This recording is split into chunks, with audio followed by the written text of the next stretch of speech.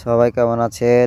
আশা করি ভালো আছেন। আজকে আমরা বৃক্ষরোপণ করার জন্য রওনা দিচ্ছি। আমাদের সাথে রয়েছেন শহীদুল ইসলাম। বৃক্ষরোপণ করা যার নেশা, তিনি কিন্তু অনেক বৃক্ষরোপণ করেছেন বিভিন্ন জায়গায়।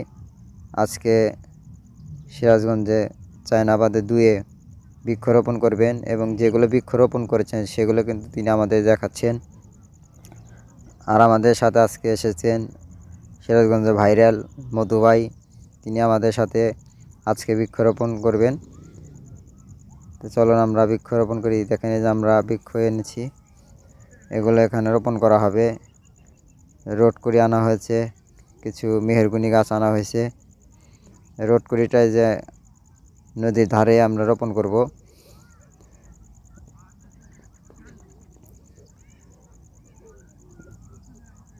শহীদুল ইসলামের কিন্তু বৃক্ষরোপণ করা ওনার নেশার মতো পরিণত হয়েছে।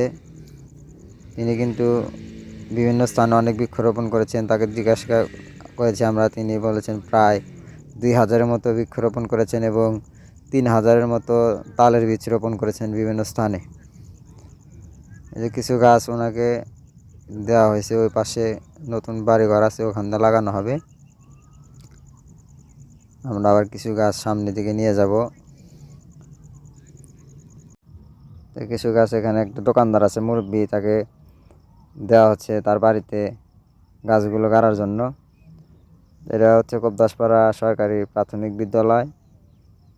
এখানে যে শহীদুল ইসলাম যে গাছগুলো লাগিয়েছেন সেগুলো আমাদের সেই মধু ভাইকে দেখাচ্ছেন ঘুরে ঘুরে।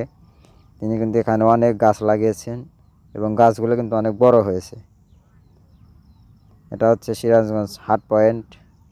এখানে তিনি একটি রোড করে রোপণ করবেন এবং মধু ভাই তাকে কিছু কথা বলার জন্য অনুরোধ করেছেন এবং তিনি কিন্তু মধু ভাইকে কিছু কথা বলছেন।